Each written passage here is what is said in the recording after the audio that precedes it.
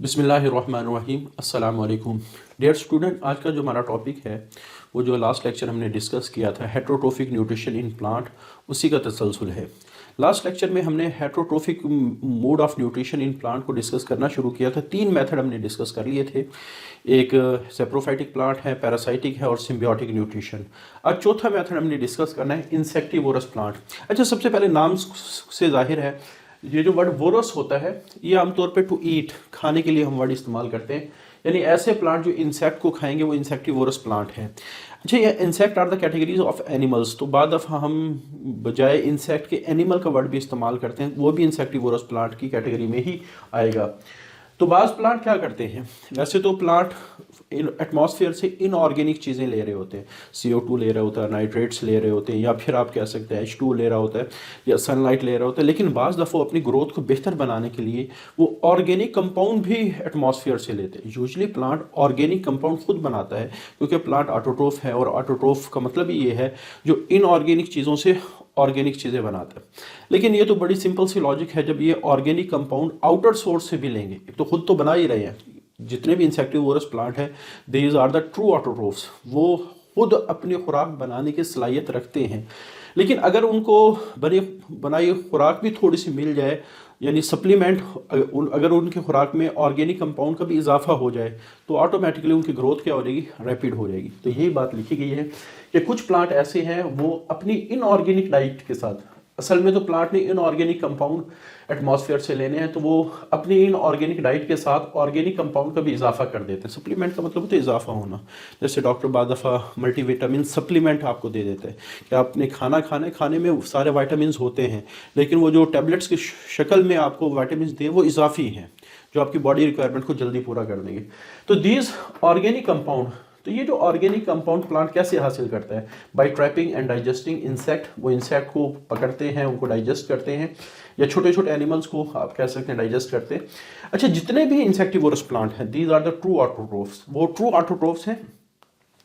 But when they capture there pray, लेकिन जब वो किसी अपने शिकार को पकड़ेंगे, जैसे किसी इंसेक्ट को पकड़ेंगे, द ग्रोथ बिकम रैपिड, तो उनकी ग्रोथ अच्छी हो जाएगी। उसकी वजह ये है क्योंकि इनको एडिशनल चीज़ें ज़्यादा मिलना शुरू हो जाएंगी। अच्छा, आमतौर पे देखने में ये आया है कि ये जो ऑर्गेनिक कंपाउंड ज़्यादातर वो होते हैं जिनके अंदर नाइट्रोजन होती है, क्योंकि आमतौर पे कार्बोहाइड्रेट वगैरह, लिपिड्स वगैरह तो प्लांट फोटोसिंथेसिस के अंदर बना ही रहा होता है। फोटोसिंथेसिस में जो मेन प्रोडक्ट है वो कार्बोहाइड्रेट बनता है।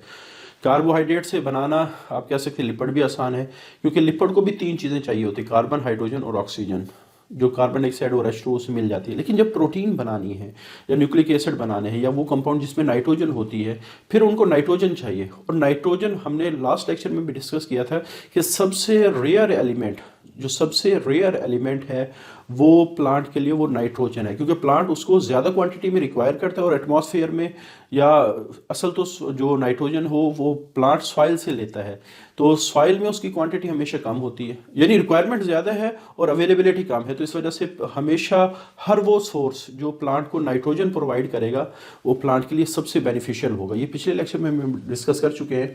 तो ये जो इंसेक्ट होते हैं, तो इनसे ज़्यादातर जो प्लांट बेनिफिट लेता है वो नाइट्रोजीनियस कंपाउंड का लेता है। Apparently nitrogenous compound of animal body benefits the plant। अच्छा, उसके बाद अगर हम बात करें, जब एक प्लांट किसी भी इंसेक्ट को कैप्चर कर लेगा, उसको डाइजेस्ट करना है, तो वो डाइजेस्ट कैसे करेगा। The trap insect are decomposed by the enzyme. अच्छा, ये वो एंजाइम या तो बैक्टीरिया सिक्रीट करेंगे जो प्लांट के साथ रह रहे होंगे, या फिर प्लांट के जो लीव्स हैं वो सिक्रीट करेंगे, और बाज़ केसेस में दोनों भी ऑप्शन अवेलेबल हो सकते हैं। Plant absorb the nitrogenous compound दस फॉर्म, तो जो डाइजेशन के बाद, क्योंकि एनिमल की बॉडी में भी बहुत सारी प्रोटीन है, न्यूक्लिक एसिड वगैरह, बहुत सारे नाइट्रोजीनियस कंपाउंड हैं, तो जो डाइजेशन के बाद जो नाइट्रोजीनियस कंपाउंड बनेंगे वो फिर प्लांट की जो सरफेस है, लीव्स की खास तौर पे जो सरफेस है वो एब्जॉर्ब कर लेती है। अब हमारे पास जब इंसेक्ट को ट्रैप करना है, तो उसको ट्रैप करने के लिए मुख्तलिफ प्लांट के अंदर मुख्तलिफ मेथड हैं। जैसे फॉर एग्जांपल हमारे पास पहला जो प्लांट है पिचर प्लांट, जिसका दूसरा नाम है सारासीनिया प्यूपोरिया। अगर हम इसके स्ट्रक्चर की बात करें, तो इसका जो स्ट्रक्चर है वो उनके लीव्स मॉडिफाइड होते हैं पिचर या सैग की शक्ल में।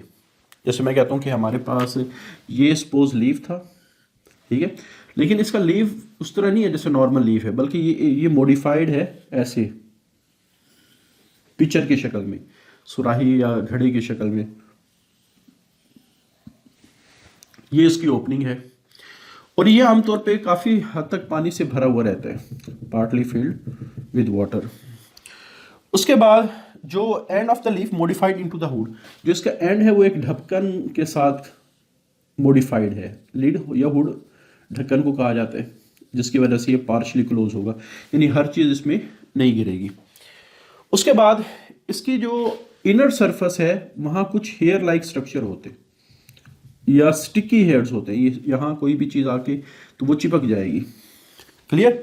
तो उसके बाद यानी ये तो इसका स्ट्रक्चर है कि leaves modified into pitcher or sac. Sac आमतौर पे वो स्ट्रक्चर होते हैं जिसकी एक तरफ बंद हो और दूसरी तरफ क्लोज हो। कोई भी ऐसा स्ट्रक्चर जिसकी एक तरफ ओपन हो दूसरी एंड क्लोज हो वो सैक लाइक स्ट्रक्चर कहलाता है। जितने भी ग्लास हैं, कप हैं, all these are sac like structure. तो end of leaves modified into the hood, तो इसका जो पत्ते का एंड होगा वो एक ढक्कन की शक्ल में मौजूद होगा। वो क्या करेगा, वो ओपन माउथ ऑफ पिक्चर को कवर करके रखेगा। अब क्या हुआ कि कोई भी इंसेक्ट जो इसके अंदर पानी लेने के लिए या इसकी खुशबू से अट्रैक्ट होकर अंदर की तरफ जाता है और जब ये इन हेयर लाइक स्ट्रक्चर के ऊपर आके बैठता है तो यहाँ ये स्टिक हो जाता है या स्टिफ या स्टिक आप कह सकते हैं हो जाता है। और अगर यहाँ कोई इंसेक्ट स्टिक हो गया है, इन कांटों के अंदर फंस गया है, अब वो ट्रैप हो गया। तो ये इसका तरीके वारदात आप कह लें। Small insect fell down in picture prevent from climbing out, तो ये वापस बाहर नहीं आए। क्लाइंब का मतलब चढ़ के बाहर आना। तो ये जो इसके अंदर स्टिफ हेयर्स है, सख्त किस्म के कांटे से लगे हुए स्टिकी हेयर्स हैं, ये इसको वापस नहीं आने देंगे। फिर क्या होगा कि जो इंसेक्ट की बॉडी में प्रोटीन है वो इंजाइम्स और बैक्टीरिया दोनों सिक्रेट करते हैं। इंजाइम्स ऑफ बैक्टीरिया, कि हमारे पास जो प्रोटीन ऑफ इंसेक्ट है वो उन इंजाइम की वजह से डिकम्पोज होगी जो बैक्टीरिया सिक्रीट करते हैं, और फिर जो नाइट्रोजीनियस कंपाउंड बनेंगे वो लीफ की इनर साइड इसको एब्जॉर्ब कर लेगी। तो ये हमारे पास सिंपल सा मोड ऑफ न्यूट्रिशन है पिक्चर प्लांट का। अच्छा, दूसरा जो हमारे पास है वो है वेनस फ्लाई ट्रैप। ट्रैप का मतलब किसी चीज़ को पकड़ना। उसके बाद डाइनी म्यूसिपोला, ये इसका साइंटिफिक नेम है। तो ये किस तरह काम करता है, यानी इसमें तो ये हो ना कि एक पिक्चर बनी हुई है, अंदर इंसेक्ट आया, वहाँ के स्टिफ एयर के साथ फंस गया और उसके बाद फिर डाइजेस्ट हो गया। ये इसका सिंपल सा मैकेनिज्म है। वेनस फ्लाई ट्रैप कैसे काम करती है, इसके जो लीव्स हैं वो बाई लोब्ड होते हैं।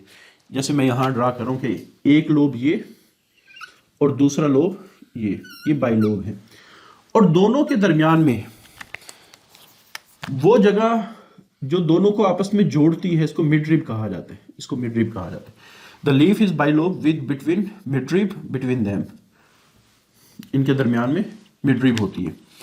अच्छा, उसके बाद जो पत्ते हैं इनके जो मार्जिन है उसके ऊपर कांटे मौजूद होते हैं, ऐसे ये कांटे मौजूद हैं, और यहाँ इनकी सरफेस के ऊपर sensitive hair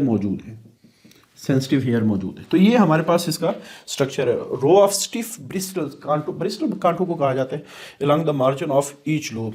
mode of nutrition क्या है, यानी ये इंसेक्ट को ट्रैप और डाइजेस्ट कैसे करेंगे।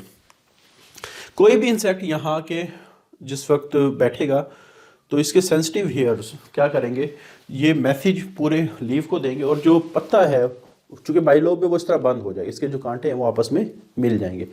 अब ये जो इंसेक्ट है वो ट्रैप हो गया। अब जिस वक्त ट्रैप हो जाएगा तो इसकी सरफेस से कुछ एंजाइम रिलीज होते हैं जो उसको डाइजेस्ट करेंगे, और फिर जो प्रोडक्ट बनेंगे वो लीफ की सरफेस ही एब्जॉर्ब कर लेगी। Insect touches the sensitive surface of leaf, जो इंसेक्ट है वो लीव्स की सेंसिटिव सरफेस से टच करेगा। लोब्स क्विकली कम्स टुगेदर, जो लोब है वो दोनों इकट्ठे आएंगे और ब्रिस्टल इंटरलॉक, और इसके जो कांटे हैं वो एक दूसरे के अंदर लॉक हो जाएंगे और पत्ता बंद हो जाएगा।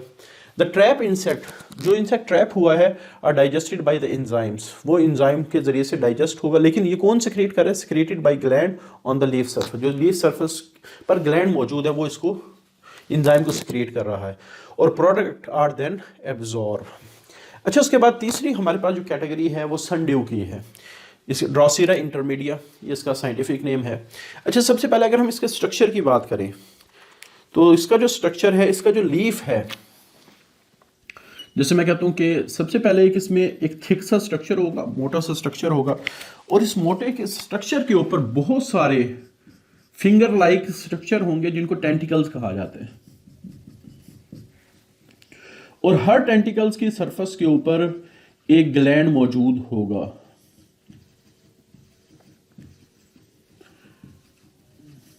ये ग्लैंड मौजूद है।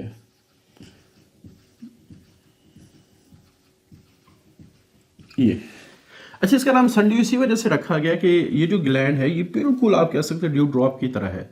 जब इसके ऊपर सूरज की शुआएं पड़ती हैं तो ऐसे लगता है कि ये जो ग्लैंड है ये ड्यू ड्रॉप है, हालांकि ये ड्यू ड्रॉप नहीं, ये ग्लैंड होता है। टाइनी लीव्स, इनके जो छोटे छोटे पत्ते हैं, bear numerous hair like tentacles, उनके ऊपर टेंटिकल्स होते हैं with a gland at its tips, और हर टेंटिकल के ऊपर एक ग्लैंड होता है।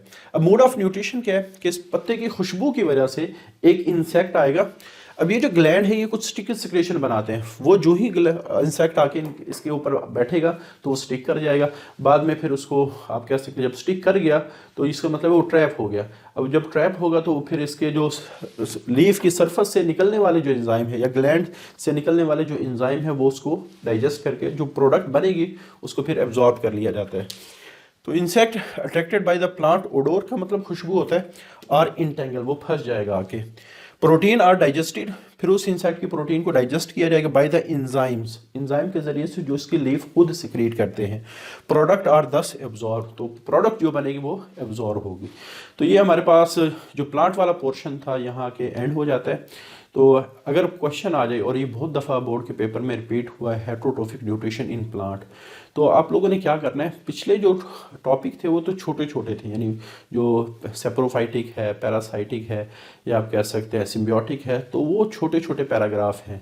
ये काफ़ी बड़ा पैराग्राफ है, तो इसको आप लोगों ने ऐड करना है उस टॉपिक के अंदर, लेकिन इसको ब्रीफली लिखना है, ज़्यादा इसकी डिटेल नहीं, अगर लॉन्ग क्वेश्चन में आ जाए। अगर सपोज बाज़ दफ़ा इस पर अलहदा से लॉन्ग क्वेश्चन बन जाता है फिर तो आपने सारा ही लिखना है, पूरी डिटेल लिखनी है, उसका मसला नहीं है। लेकिन अगर suppose heterotrophic nutrition in plant आ जाए तो हेट्रोट्रोफिक न्यूट्रिशन में आपने ये वाला पोर्शन भी लिखना है, लेकिन इसको ब्रीफली लिखना है, इसकी ज़्यादा डिटेल आप लोगों ने नहीं करनी। तो ये हमारा आज का टॉपिक है। इंशाल्लाह अगले लेक्चर से फिर हम जो मोड ऑफ न्यूट्रिशन है एनिमल्स के अंदर वो स्टार्ट करेंगे। आज के लिए इतना ही, अल्लाह हाफिज़।